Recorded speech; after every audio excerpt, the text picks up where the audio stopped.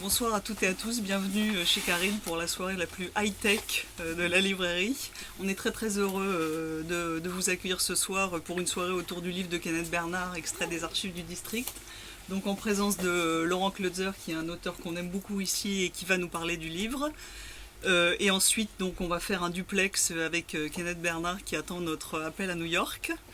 Je tiens à remercier beaucoup Frédéric Martin qui est ici présent, donc éditeur du Tripode et éditeur grâce à qui on a découvert ce livre magnifique, le traducteur du livre qui est là aussi, et Lucie qui nous filme aussi pour Lipfly ce soir. Donc je laisse la parole à Laurent qui va nous parler du livre. Alors, je pensais que la meilleure manière de parler du livre, c'était de voir comment le livre se présentait par lui-même. C'est ce qu'en dit l'auteur. Ce qu'en dit, pardon, le narrateur. J'ai décidé, pour me distraire, de rapporter quelques impressions générales de ma vie. Non seulement je me sens soudain seul, mais un ou deux événements se sont produits récemment qui me perturbent. Ils m'ont aussi fait réfléchir aux choses ordinaires. Je suppose que vivre seul n'est pas bon pour moi, tout comme vieillir. Les rares distractions que j'avais ne me satisfont plus. Je vois les gens différemment. À une époque de ma vie où je devrais gagner en sérénité, je suis de plus en plus agité. Je ne me fais pas à mon âge. J'ai une peur récurrente, celle de commettre un acte étonnamment stupide ou imprudent. Je suis trop préoccupé par mes organes. Et j'alterne entre un silence excessif et une volubilité soudaine. D'où ce nouveau projet qui me demandera peu d'application et d'organisation et me permettra de m'étudier sans morbidité. Pendant un moment, j'ai pensé qu'un animal ferait aussi bien l'affaire. Ensuite, j'ai pensé à une pipe, du tabac parfumé. Pour finir, j'ai songé à un programme sportif, des exercices réguliers. Mais rien de tout cela ne correspond vraiment à mon caractère. Contrairement à prendre des notes, pour peu que ce soit sans règle et sans excès de discipline, au gré de mon humeur et où qu'elle m'entraîne. Je crois que je préférerais peindre ou jouer de la musique, car ce sont des activités plus intenses et plus spontanées. Mais je n'ai pas ces talents et ne peux m'amuser à les acquérir. De toute façon, je ne pourrais ni me payer le matériel, ni trouver le temps. Et puis, ce ne serait pas vraiment suffisant. Quelqu'un me verrait, quelqu'un m'entendrait. En dépit de mes jérémiades, quelque chose en moi réclame l'intimité. Peut-être n'est-ce pas tout à fait le mot juste. Il y a en moi une intransigeance, une rigueur de caractère qui exige le respect en même temps qu'elle met en garde. Ne pas déranger. Mon espace personnel, comme le corps d'un lépreux, s'est amenuisé au fil des années. D'une façon ou d'une autre, j'ai été découvert. On a empiété sur mon territoire. La pourriture m'a colonisé. Je cherche désormais à me régénérer. Je veux libérer en moi une petite parcelle, lui rendre son état originel, sauvage et bouillonnant de vie, et l'annexer au domaine de ruines qui me reste. Si je parviens, même de façon brouillonne, à accomplir ceci sans courir de risques inutiles, peut-être pourrais-je encore faire une vraie nation de moi-même. Ce serait une reconquête totalement silencieuse et pourtant héroïque, qui me permettrait de contempler la mort avec le sourire. Pour l'instant, je ne veux pas planter de bannières ni d'étendards éclatants. Je ne veux pas tenir de discours pompeux, mais simplement ménager ma santé et mes forces, cultiver telle une souris astuce et circonspection. Petits secrets sans conséquence et néanmoins capitaux. C'est, j'en suis soudain sûr, la bonne méthode pour s'échapper du labyrinthe. Oui, à cet instant précis, l'air est plus doux et ma poitrine se gonfle. Même si aucun mot n'en sort. C'est donc l'introduction d'extraits des archives du district, paru aux éditions Attila. Je pense que le livre parle très bien de lui-même, alors moi je vais pas être très long, puis je vais vous en lire un autre morceau que j'adore. Donc si vous êtes ici, c'est que vous avez envie de lire ce livre, au moins de le découvrir, ou que vous l'avez déjà lu. Et pour ceux qui ne l'ont pas encore lu, je vais essayer de vous donner un peu envie d'aller plus loin. On peut commencer par des qualités objectives. Hein. Il est très court. Et ça, pour moi, c'est une vraie qualité.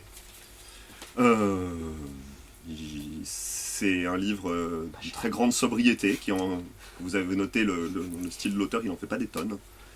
Et surtout c'est un bon livre.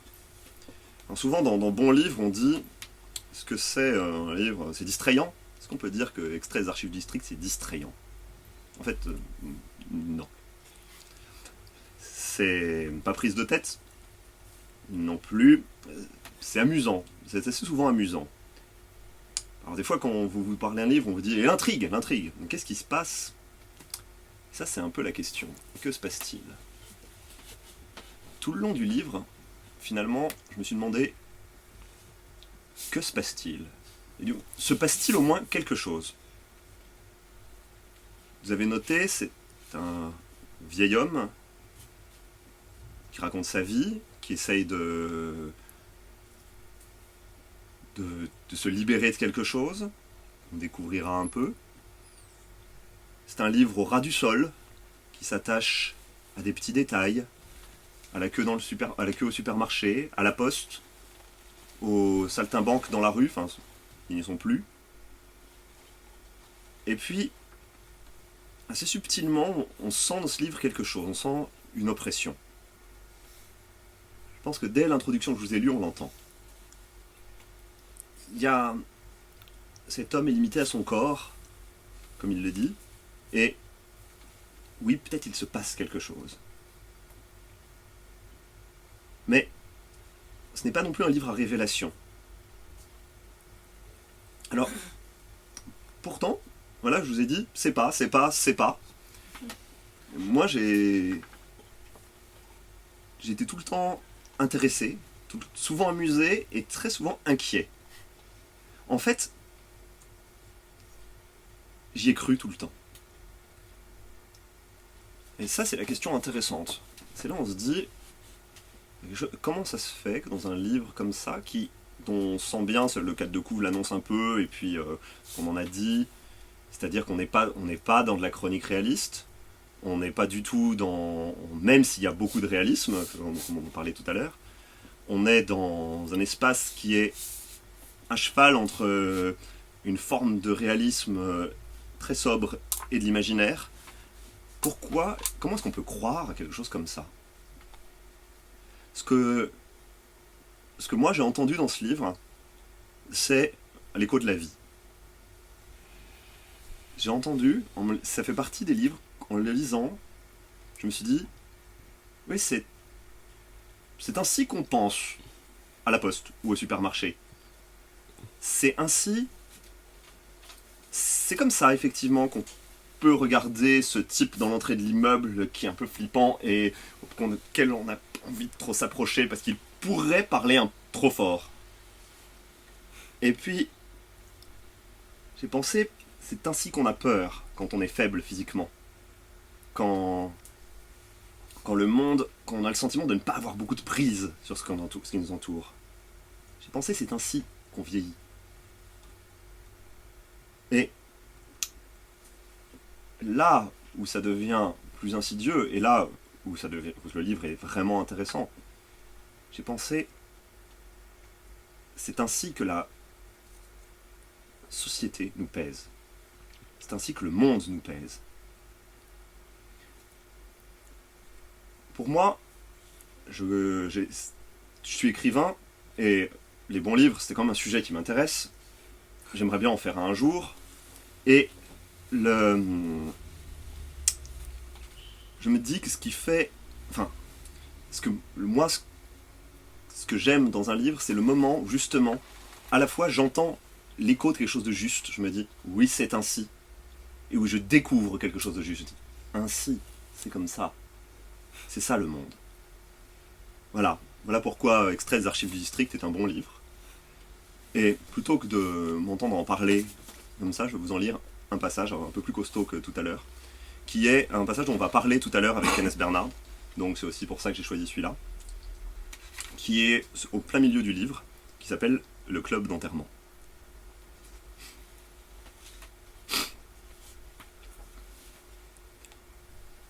Comme j'ai atteint l'âge, j'ai rejoint un club d'enterrement. Ce n'est pas aussi lugubre que cela peut paraître. L'accent est mis sur la vie, les bons moments. Bien sûr, le club d'enterrement, qui supplante tous les autres clubs, sections, affiliations, etc., a pour but premier d'assurer à chacun un enterrement décent. Mais comme il est impossible d'assister, pour ainsi dire, à ses propres funérailles, celles des autres peuvent être considérées avec une certaine nonchalance.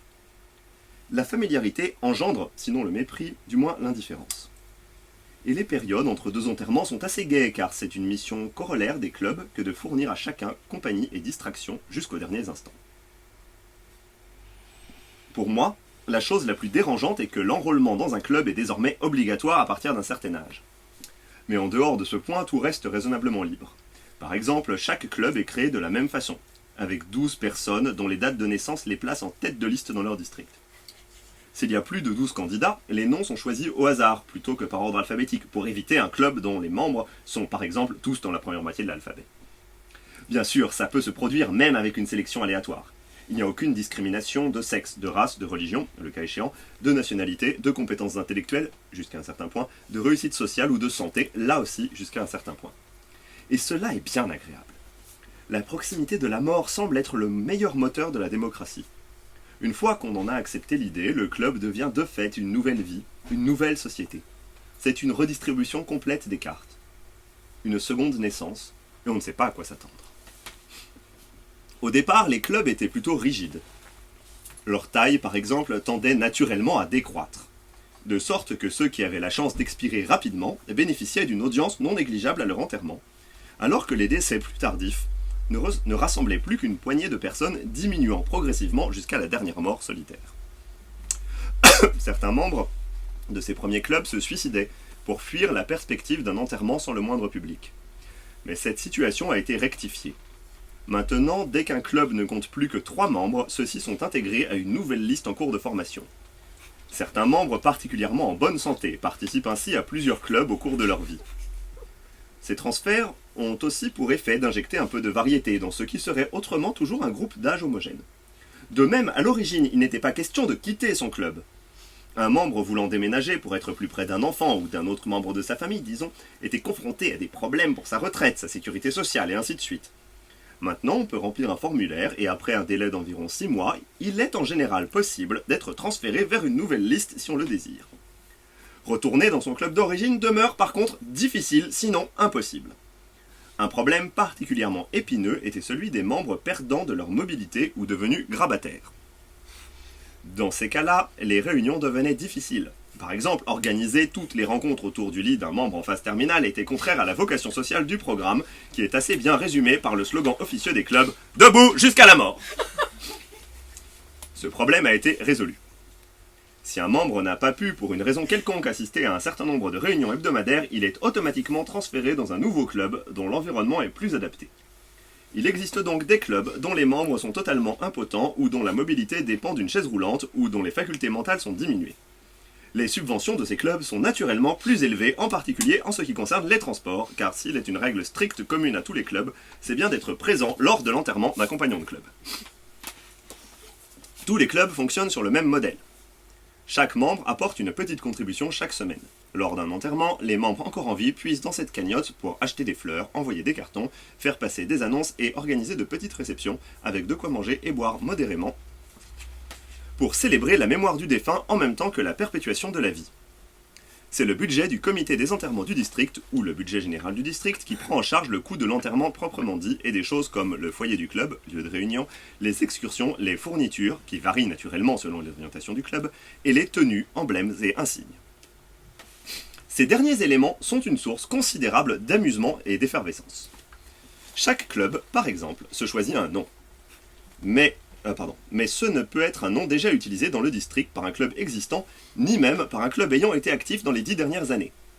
Naturellement, le nom révèle quelque chose de l'esprit du groupe. On trouve ainsi, pour citer quelques-uns de ceux que je connais, les cow-boys, les cosaques, les tisserands, les bulldogs, les reines des abeilles, et mucho machos. Certains individus inusables sont passés successivement des ailes rouges aux moines urbains puis aux grisonnantes, en l'espace de quelques mois, et ce genre de métamorphose donne lieu à de nombreuses blagues clandestines. Quel que soit le logo choisi, le club a le droit de l'arborer sur un nombre donné de t-shirts, blousons, blazers, etc. Bien sûr, quand un club en est réduit à son minimum et que ses membres sont transférés dans une nouvelle unité, tout doit être rendu et bénéficie alors à un autre club de même nom ailleurs. Il arrive que le nom soit si rare, impopulaire ou bizarre, que les chemises et les vestes ne peuvent pas être à nouveau utilisées officiellement. Elles sont alors bradées au public dans des échoppes spécialisées. Certaines chemises et vestes sont particulièrement prisées par les jeunes gens, et elles donnent lieu, en dépit des tentatives qui sont faites pour l'écraser, à un marché noir florissant. Tout récemment, par exemple, les adolescents ont dépensé des sommes énormes pour des t-shirts aux couleurs de Popsuckers et de Microbia. Comme on en voit plus qu'il n'est possible, on pense que quelqu'un doit en fabriquer en secret.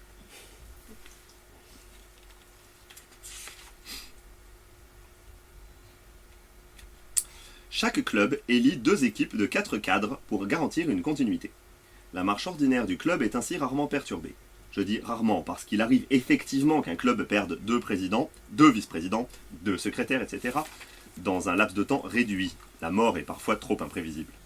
Il va sans dire que les 4 derniers membres d'un club font tous partie de l'encadrement, et il est tout à fait possible qu'un club de 4 perdure pendant des années avant qu'un deuil ne permette aux survivants de se joindre à un groupe plus important. La présence aux réunions hebdomadaires est enregistrée méticuleusement et des comptes rendus sont rédigés. La présence à d'autres cérémonies est aussi enregistrée sans être obligatoire. De toute façon, la plupart des membres assistent à tous les événements, car un taux de présence élevé donne droit à certains privilèges spéciaux ainsi qu'à une mention spéciale lors de l'enterrement. Par exemple, ceux d'entre nous, c'est-à-dire presque tous, qui vivent dans des logements subventionnés ont droit à des ampoules électriques de puissance supérieure. Pour un lecteur, ce n'est pas un mince avantage. Et puis l'assiduité fait gagner des points, qu'on peut utiliser pour prolonger ses vacances ou obtenir une place à un match de championnat ou bénéficier encore d'autres privilèges ou faveurs. Enfin, les autres membres exercent une pression considérable pour que vous soyez présents, et en fait, faute d'autres activités destinées à notre tranche d'âge, ça ne coûte pas grand-chose. Sans le moindre doute, il s'agit d'une société en miniature, mais une société malgré tout, avec l'essentiel de ses dynamiques, toutes assourdies qu'elles soient. Ce pourrait même être une représentation réaliste de notre monde, une sorte de pyramide renversée, dont l'issue naturelle est une société statique et silencieuse d'un homme seul au fond d'un trou. Une grande partie de l'énergie dépensée au cours des réunions ordinaires est dévolue à la planification des voyages, des activités, des enterrements, etc. Cependant, on nous propose aussi de réfléchir à un certain nombre de thèmes prédéterminés comme comment améliorer l'environnement ou quelle place donner à l'armement. Nos opinions sont recueillies et communiquées à des niveaux divers et contribuent en fin de compte à un consensus national qui est transmis pour analyse aux fonctionnaires concernés. Nous participons aussi à un certain nombre de symposiums sur des sujets de notre choix. L'année dernière, par exemple, mon club, les Manchots, a accueilli une discussion dont le thème était « Qui doit nettoyer derrière les chiens ? Comment et à défaut, quelles sanctions appliquer ?» Nous avons aussi fermement soutenu l'organisation de concours de beauté pour les vieux, avec comme résultat que d'autres clubs, notamment les clébards, s'y sont mis et qu'un défilé de retraités a pu avoir lieu dans notre district. Ça n'a pas eu beaucoup de succès. Évaluer la beauté à un âge avancé s'est avéré être un problème insurmontable. Nous étions par exemple incapables de faire abstraction de critères propres à la jeunesse, comme la fermeté des chairs, la finesse des jambes, la beauté des courbes, la peau lisse, et ainsi de suite. L'idée a aussi été taxée de sexiste, jusqu'à ce que nous fassions clairement savoir que le concours était aussi ouvert aux hommes. Malheureusement, les hommes se sont préparés de telle manière, pomponnés, maquillés, lordoses, etc., que l'étiquette sexiste est restée. L'idée d'organiser des concours similaires pour les phases terminales, les séniles, etc., a été discutée brièvement et abandonnée. Un certain nombre de clubs, dont les membres sont bien portants, participent à des mini-compétitions sportives locales, comme des tournois de jeux de puces en hiver, ou bien de billes, de toupies et de cerfs-volants au printemps, en été et à l'automne. Cela nécessite quelques discussions et un peu d'organisation.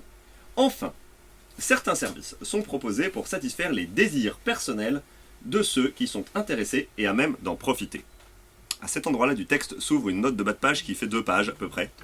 Bon, je vais peut-être pas y aller sur la note de bas de page. Alors, il faut absolument pas la louper, c'est un moment clé du livre. Mais voilà, bah, vous devrez le lire. Je termine ce passage-là.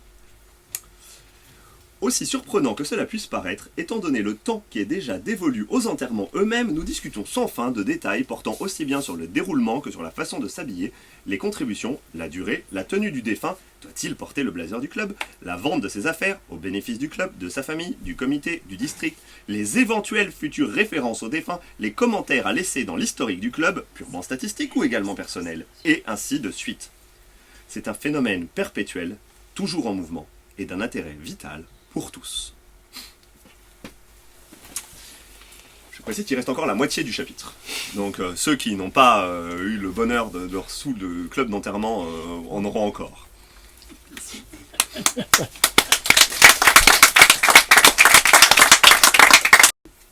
Pour la peine, je vais lire la note de bas de page. Attends, je m'interromprai quand il décrochera. Alors, nous parlions donc des désirs personnels des membres du club.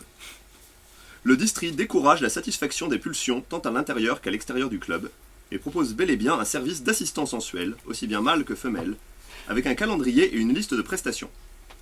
Le district interdit formellement certaines formes de plaisir, comme par exemple tout ce qui est anal, privant ainsi une partie marginale mais indéniable de la population de satisfaction légitime. Une hygiène stricte est naturellement obligatoire. Ah. Ouf, vous aurez après ça devenait vraiment scabreux. Donc là, on est dans l'appartement au nord de Manhattan, chez Kenneth, mais c'est Lucas qui fait l'intermédiaire, puisqu'en fait, Lucas qui est son fils, Kenneth n'a pas d'ordinateur.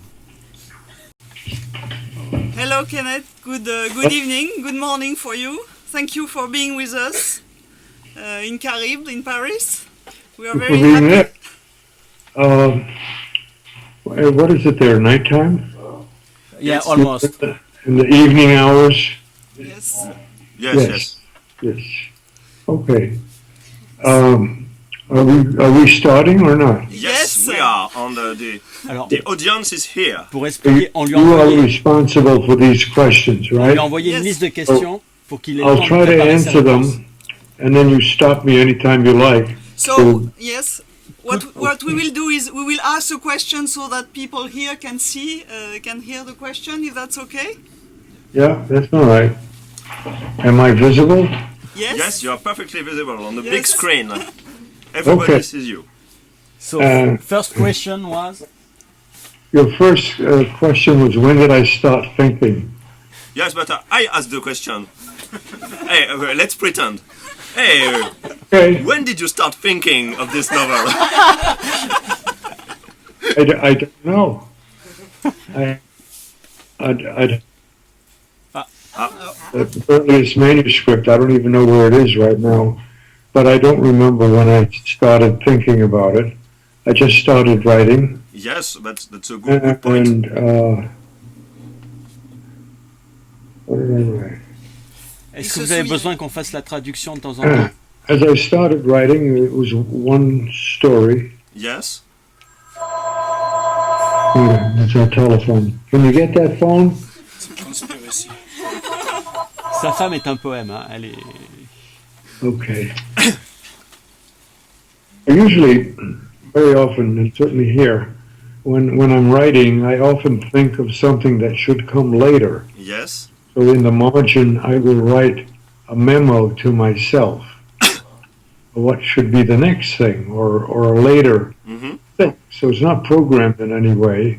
And then when I finish what I'm working on, I'll go to the margins Mhm. and look at what I thought I should then be writing the So, way through. So it became more coherent as I went along. But- There's still 30 typescript pages that have never been printed. It's an epilogue at the end, uh-huh. but nobody wanted to print it, so that remains somewhere. I haven't looked it up lately. But- So the quick answer to your question is no, I didn't plan it out. And it began as one story and another, and then with my memos in the margin, it opened up to a more complicated thing. I became my own programmer as we went on. So what was the Yeah, go first ahead. story? What was the first one? What? What What? was the beginning of the novel? What was the real beginning of the novel? What was the first part you wrote? Yeah, the very first story. The first one? Yeah. I don't Il y a une petite coupure. En fait, ce qu'il faut savoir, c'est que I don't Kenneth est have avant it tout here. un But the écrivain first de nouvelles. story Et il n'avait pas prévu de faire un roman. in the Donc, ce volume you qu'on a eu au have début, Uh-huh. c'était une nouvelle. was the beginning. Okay. And did the story come in order? Right. Or yes? Yes. Okay. So it answers also my second question. I usually don't program anything. Okay. As I go along, I get more ideas, and I jot memos to myself very quickly, and then later I come back to them, and that becomes the continuation. And after a while, it becomes more concrete. It's like I do collage, for example, Okay. and I don't begin with anything. Mm-hmm.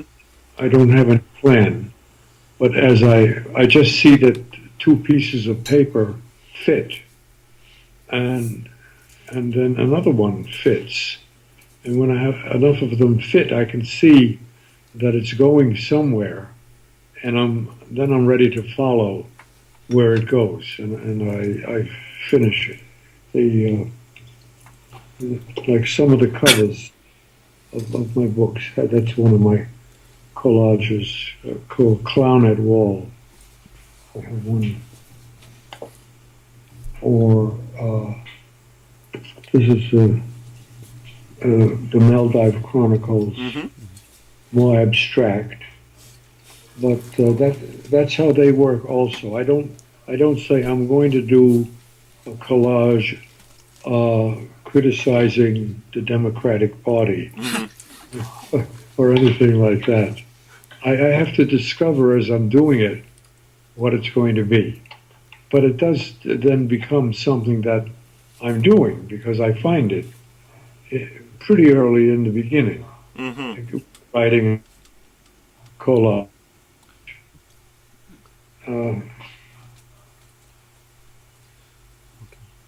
The answer to your second question, if you want to ask it. Yes, let's pretend I am asking it. So, but you did already answer, because do you consider it as a novel or as a collection of short stories, or how do you name that kind of book? Yeah, it began as short stories and became more novelistic as I went along. So I guess you'd have to say it became a novel. It became a novel, okay. Yeah. And when did you write the first word on the last word? What was the time span on which you wrote this text? Say that again. When did you write the first word? Yes. And when did you write the last ones? How long did you? I don't know.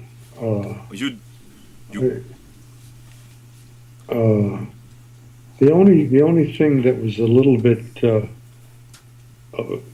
programmatic is I had finished the shorter pieces, some a little longer.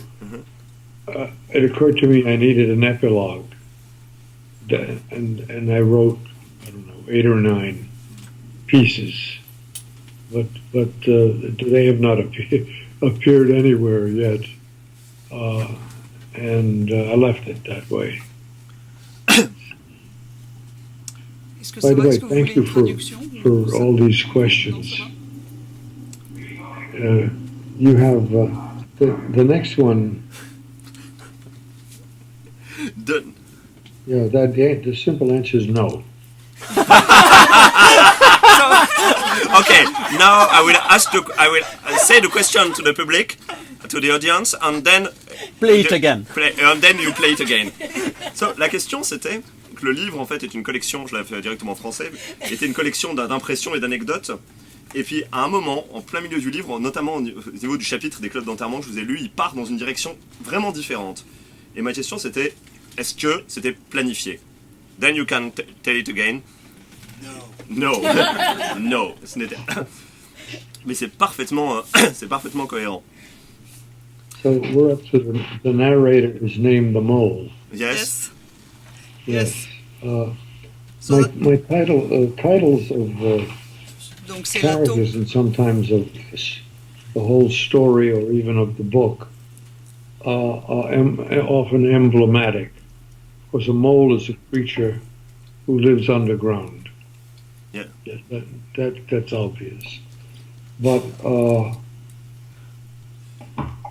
well, like this title, Clown at Wall, could be plural too, of course. this is an image of the artist, like yourselves. He is standing up against the wall, about to be shot. Ok. Ok. That's En fait, my most profound image of what the artist is in society. He's standing up against the wall, and he's going to be shot. So his life is a precarious one, no matter how you look at it. I have le clown dos au mur, en fait, c'est le titre d'un recueil de nouvelles qu'il a the publié. man in the stretcher. Mhm. Again, that you might think of a frame, but you might also think of Procrustes, the Greek robber, highwayman, who, when he captured people, he had a bed, and either, if they didn't fit, he would stretch them to fit it, or squeeze them to fit it. Another image of the artist in society, I think. Often they are pressured to be what they are not. Mhm. They do it for various, C'est dans l'histoire de Thésée, ça. excuse me, they do it for various reasons. I'm sure you've had the feeling yourselves. Money, for example, versus what your artistic instincts tell you to do, and certain compromises that you might make. It's a Procrustean bargain that you often make, Yes, yes, yeah. because after all, you have to live also. So you say, yes, I'll leave it out, I'll put it in, I'll change it, I'll make a happy ending, whatever. Not a happy view, I guess. But No, no, not an happy. Another strong image in the book is the girl. Can you hear me?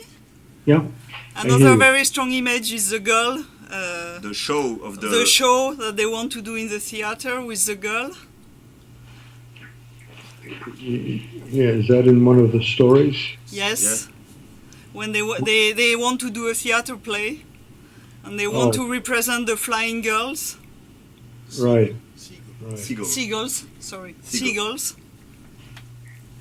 Was And- that? Do you see that as a metaphor of the artist? Or? You mean when I do a play? When I do a play, maybe we're not understanding. Did I understand you correctly? No. In the novel, there is a scene where the burial club want to do a theater play with the seagulls. Oh, yes. Right. Yes, a little bit ridiculous. Je vais expliquer. Donc il y a une scène où le club d'enterrement doit faire une représentation théâtrale et ils veulent représenter des goélands. Et ils sont vertement critiqués pour ça. Surtout quand ils se mettent à voler I sur scène. spent 20 years working with the Theater of the Ridiculous Yes. here in New York City. There are two of them.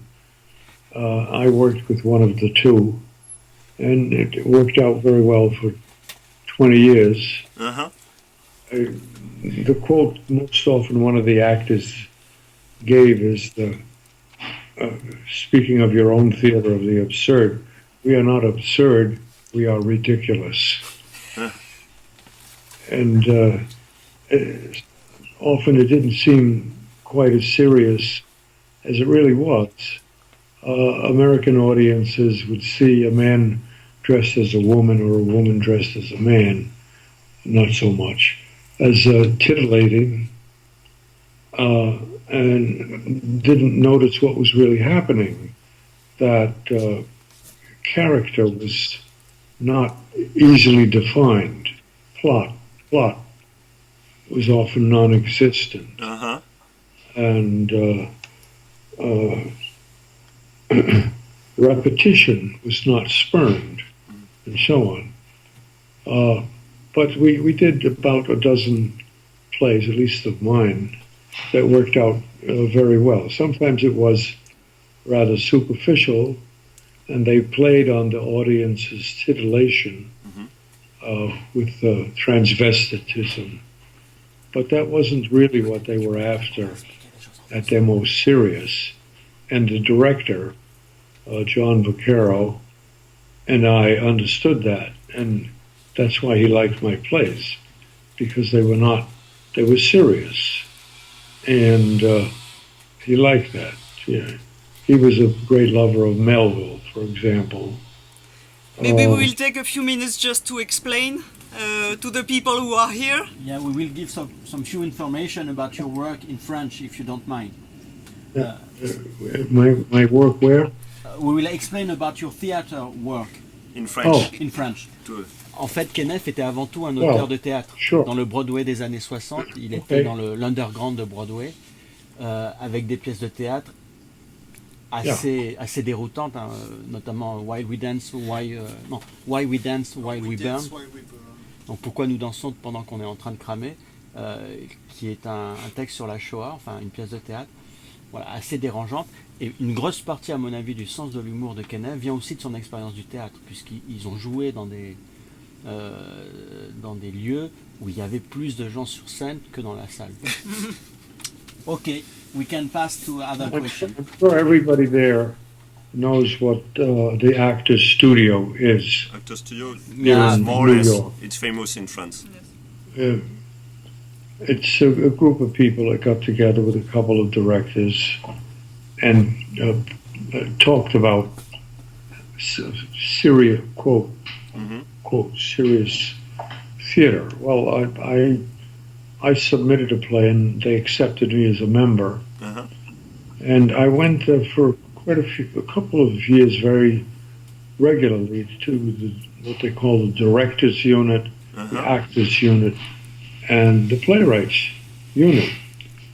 Mostly, I didn't like anything I saw.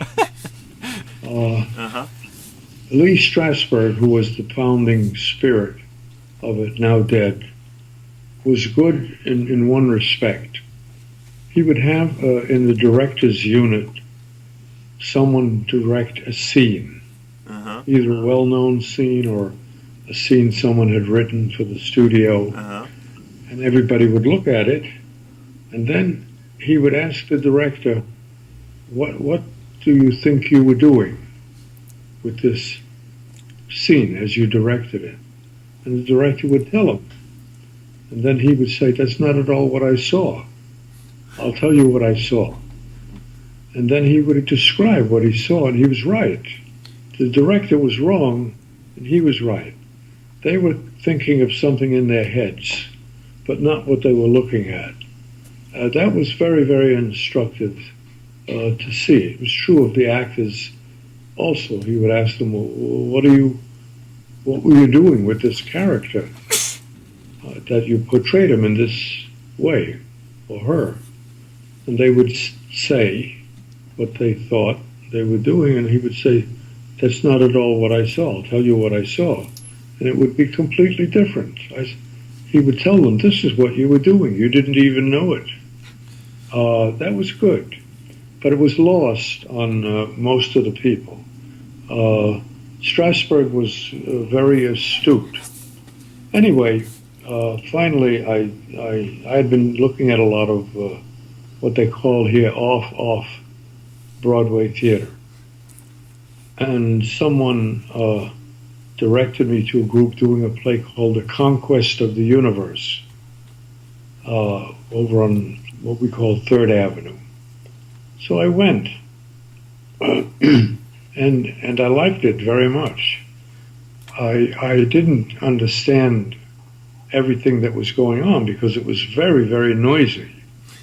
There were people on swings on the stage and lots of noise and people moving here and moving there, but it was very exciting, and I wanted to know more about it. It was originally there was only one playhouse of the ridiculous. Charles Ludlam, who did mainly transvestite theater subsequently, and then John Vaccaro, who did what he wanted to do, and some of it was serious. So I sent him a postcard, just a postcard. I said, do you read other plays? and he sent me a postcard saying, yes, I do. So I sent him 3 plays, and one of them was called The Moke Eater, which was, there were 2 others, yeah. Could we, But The Moke Eater was the result of a nightmare. I had a nightmare, and I built a play around the nightmare. I think maybe it would be interesting for the people here to understand the link between your work in theater and the novel you've been writing. because Well, the theater work, I think, is more experimental. Although some of the writing, maybe Frederick hasn't seen it. Well, he's seen some of it, and some of the poetry, like the baboon in the nightclub.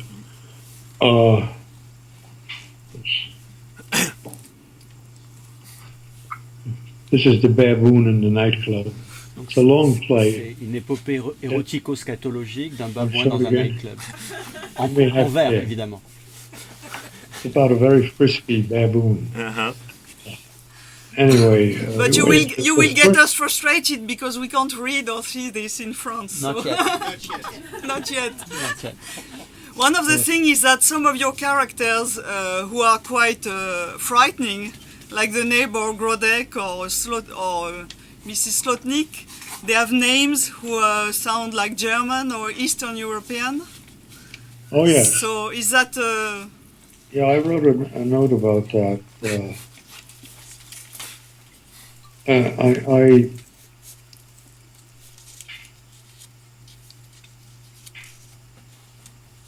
oh, we're skipping down. We skipped down a bit. Ils ont oublié une The question narrator encore. is named. We skipped. All right, we'll come back. I think that Middle Europeans understand better society of surveillance Uh-huh. and control than more comfortable Western Europeans. So I use names that might suggest that without going any further. Anything, and I wrote a note to myself. Anything and everything can crumble, and Eastern Europeans seem to know that better, and certainly better than Americans. Yes, I suppose. Don't do it at all. There is no security Uh-huh. anywhere, really. I like to revert to a play that I sometimes cited when I taught here in Brooklyn. There is an 18th century play called The Fair Penitent by an English writer named Nicholas Rowe, R-O-W-E. And the play is simple in plot, but what it's about is a man who seduces a young woman and then abandons her. And she's distraught. She's totally destroyed by this. Mhm. And her attendant, her nurse, or whatever you want to call her, Mhm. goes to this man who has abandoned her after seducing her, begging him not to do this. And he says, speaks quite a bit, but the summation line of what he's saying is this: it is the curse of fools to be secure. Mhm. In other words, she and her attendant are operating under one system of rules, but he is operating under another system of rules. It fits. You might elevate the discussion and It fits perfectly with the strict fight. by the way, his name was Lothario, Uh-huh. name it that it's become famous for the man who loves and abandons women.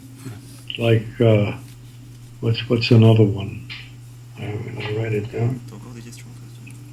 Je vais demander des questions. Non. Oh, Géry, au moins. Byron's character, I think. Anyway. So what was the question we skipped? What? What was the question we skipped? Oh, well, let me finish up here. Oh, Oh, man. sorry. You might elevate the whole discussion, which we won't bother, to Machiavelli. Someone who has a different system of thinking about things. Yeah. But anyway, the one we skipped was you asked about Mole and his activities and the relations and ships in society. Mole, c'est la taupe, donc c'est le nom du narrateur dans le livre. Son Micro-sabotage. surnom. Yeah. Yes. Yes. He has advice for me. Vice. Advice. Advice. Can I go on? More? I wanted to answer your question. Micro-sabotage. Uh-huh. Yes. Parce que la question c'était. Sorry, I will just translate the question. La question c'était sur le fait que le narrateur, la taupe, observe la société et ensuite fait des actions de micro-sabotage. Alors c'est vraiment du micro-sabotage, hein, quand vous verrez dans le livre. People standing À on long terme, corners. c'est pas- Well, I wanted to explain, or try to explain. Any act can be frightening to the masters of society Uh-huh. on where and when. Standing on in an empty lot, doing nothing in an out-of-the-way neighborhood, because it doesn't make any sense. A couple of the stories illustrate that a little bit. Mhm. To buy your groceries, fill up your cart, and when you pay for it, move out, to dump it all in a trash basket. It's a simple act, but it's frightening. It can be frightening Yes. to people. To stand in a bank line, with that zigzag line, and when you get up to the front, to leave it and go to the end of another line. People look and wonder what is going on here. Something is going on. Uh-huh. They don't know, but they're going to think about it, and it might be frightening to them. They simply might say, crazy, this man is insane, or this woman. Uh-huh. But they're doing it. So once you get one thought, you might get another. Uh-huh. In that sense, it's subversive. Now, we have a playwright, I don't know if you've ever seen it. He's done plays in France.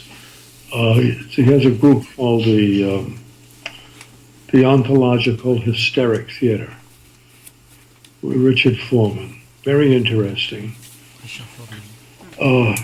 Extremely unusual theater, but basically Oui, oui, je sais, j'ai compris. what he's trying to do is break through the mask that covers reality. In other words, to destroy epistemology But and get to ontology. I find your stories, the stories in the book, as I listen to you, I find them very, very theatrical. Theatrical, yes, theatrical. I think that there's a real potential for putting them, for putting some Yeah. moments on the scene. The way he, I'm sorry, go on. Yeah, The way he puts it is, one should try to wear a funny hat. yes. But that's what he means. Yes. Forget the epistemology. If you want to get to ontology, you have to break through something. Melville tried the same thing with the whale in Moby Dick. Yes. He wanted to. Can I extend a little image for you of that book? We are all living inside a paper bag. And there's the inside and the outside. We're all on the inside. And we're always trying to break through epistemologically to see what's really there. But We don't do it. We can't do it. The funny thing with the mole is that the mole tries to break break the walls, but these are only very teeny breaks, only teeny steps a little outside of the line, because he's always afraid. Right, and what Ahab wants to do, you see, he lost his leg hunting for whales. Yeah. So here's a simple question: why? Why did this happen to me? What made it happen? And so he wants to track down this. It was a white whale, and dissect it in every possible way. All kinds of orthodox, philosophical, musings about what life is and so on. He wants to break through all that to the thing that is really there, and of course he doesn't.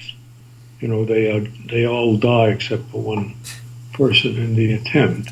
But that's what makes it a great book, because it's a very human problem. Well, Foreman tries to do that on stage. He has hundreds and hundreds of things, sounds, bells, horns, characters doing odd things, speaking odd lines, but it's all an attempt to wear a funny hat and to get to what really is true. Mm-hmm. But it's doomed to failure, because the human being is living a doomed kind of life in that sense. He can't really know these things. So that was the part we missed.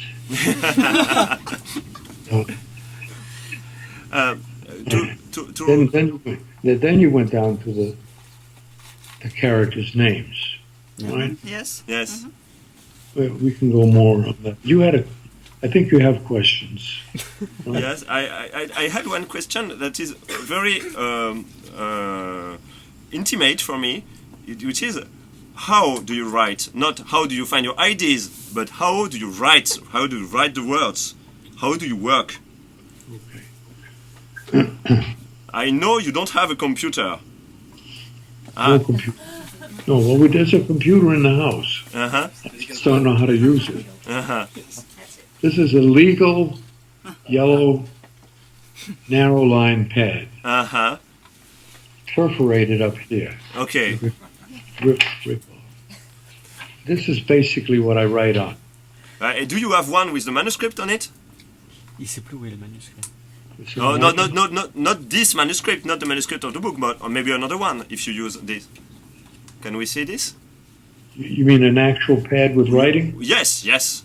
One, a used one. 30 seconds? Yes? I'll get you. Okay. Alors là, il va aller tout droit, il va tourner à gauche, puis il va retourner à droite. 20 secondes. Est-ce que vous avez des questions que vous voulez poser à Kenneth Bernard? Ce qu'on peut peut-être dire le temps qu'il a... En fait... It's illustrated, by the way. Sur l'ordinateur pour trouver un truc qui est en dessous. En fait, avant de le rencontrer, donc quand il y a eu la première édition du livre, dans les présentations du livre, même sur les 4e de couverture, enfin là c'est plutôt la 3e et la 2e d'ailleurs, les références que j'avais en tête c'était plutôt Brésil, 1984, et en fait quand vous rencontrez Kenneth, vous apercevez que c'est plutôt une synthèse entre Drupi et Kafka. Il a un côté comme ça, tout indolent et un peu patibulaire, et avec une acuité du regard sur l'absurdité de la vie qu'il lâche jamais. Par rapport au lien avec Brésil, il y en a plein en réalité qu'on peut faire, mais justement par rapport à ce que tu disais Laurent sur le fait que c'est du tout petit sabotage qu'il fait, en réalité le vrai terroriste dans Brésil, celui qui est vraiment pourchassé par erreur son vrai crime c'est qu'il répare les climatiseurs. Ah oui c'est vrai, t'as raison. Quand même un truc vraiment monstrueux. Ah yes, thank you. See, I write little yeah. notes. Yes. Oh, well, this says, after listening to Beethoven's Triple Concerto in C major from another room. But you write on that kind of that paper, yellow paper, always the Original. same. Always, yes. With you have your favorite pen? Pen. Yes, pen. And then, of course, sometimes I will put a number and do something on the back. Okay. Then I type it up. Yeah, you type yourself. This is part of a long work. It's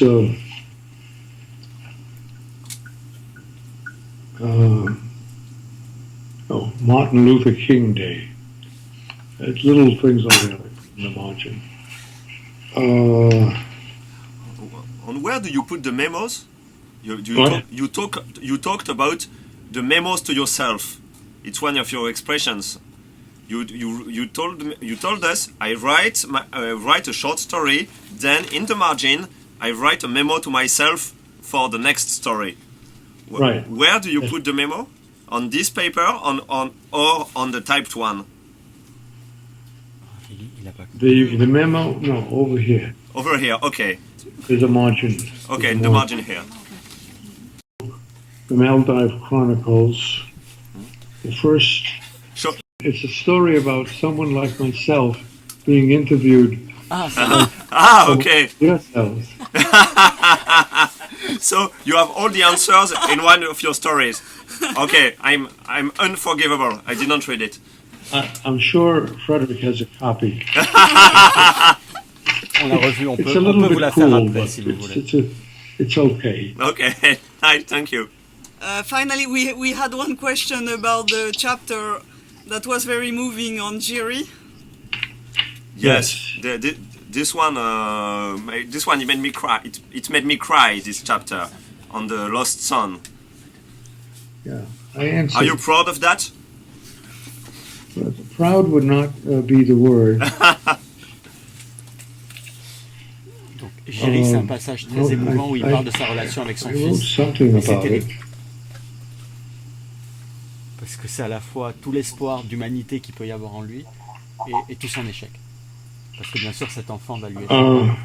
I don't, you know, I'm grateful that you did cry, but it wasn't, I didn't mean to hurt you or anything like No, that. no. Donc, attends, qui a posé la question d'abord? I find that C'est toi qui as the pleuré? older I get, Ça m'a beaucoup ému ça. the more things I want to cry. Even soap operas, which are terrible, but you know they have within them a core of something human that one could cry over. I almost can't talk about certain things because they're so awful. So I appreciate your response. Other people have said similar things about some other stories, like the carnival story or something like that. I think there's so many things in life to cry about, really, all the time. There's the quote. In college, I did study Latin. I remembered a few lines, and there's in one of the early books the phrase "lacrimae sunt lacrimae rerum." There are tears in things. This is Dido talking to Aeneas.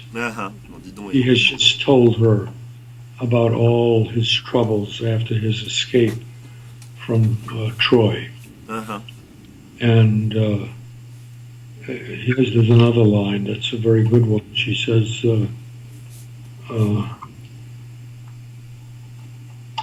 non ignara mali, miseris succurrere.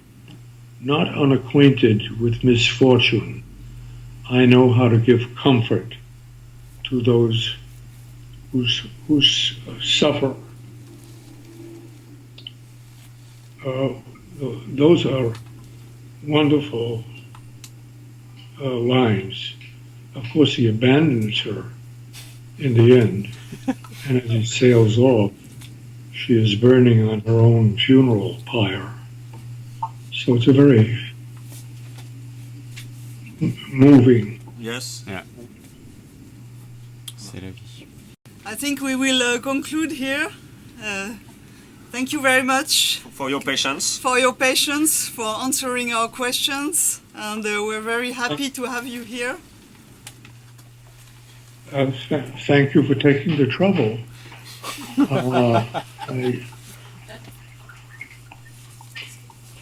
Il est en train de vérifier si vous avez compris une question. You had other questions. Oh, where do you write? Yes, that was the last one.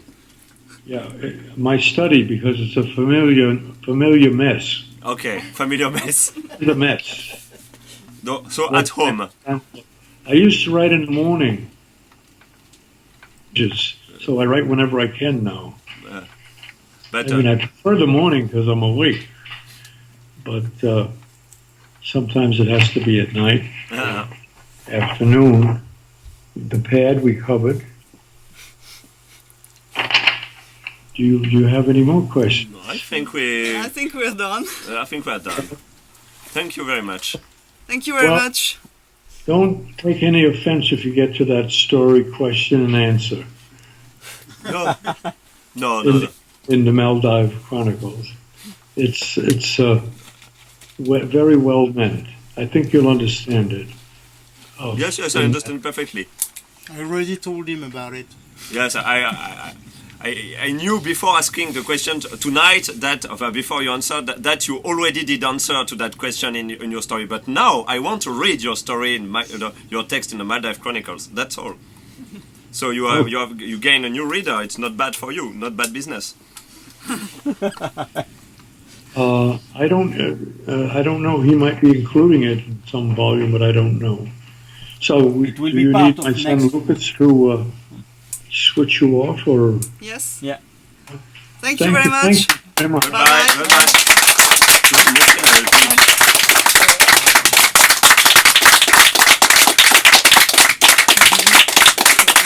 Ciao Kenneth.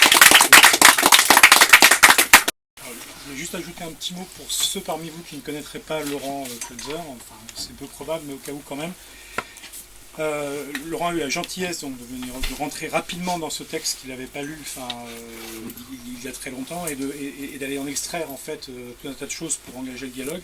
Moi, une chose qui m'a frappé, parce que moi-même j'ai découvert le texte seulement cet après-midi, mais je me dis qu'on ne pouvait pas mieux choisir que Laurent, parce qu'il y a une chose Est-ce que t'as bien choisi, qui se partage dans la façon d'aborder en fait les discours sur des sujets très différents entre Kenneth et ce que fait Laurent. Il y a une maîtrise d'un lexique qui, dans le cas de Laurent, dans deux livres qui sont, que moi je trouve vraiment exceptionnels, qui sont Clear et Anamnèse de Lady Star, il y a une maîtrise d'un registre corporate, en fait, d'entreprises extrêmement ambitieuses, extrêmement visionnaires. Donc il y a tout un langage qui est délivré au premier niveau, sans humour. Et dans Anamnèse de Lady Star, il y a un langage de l'université au niveau mondial, des grandes organisations internationales type ONU, qui est parfaitement maîtrisé.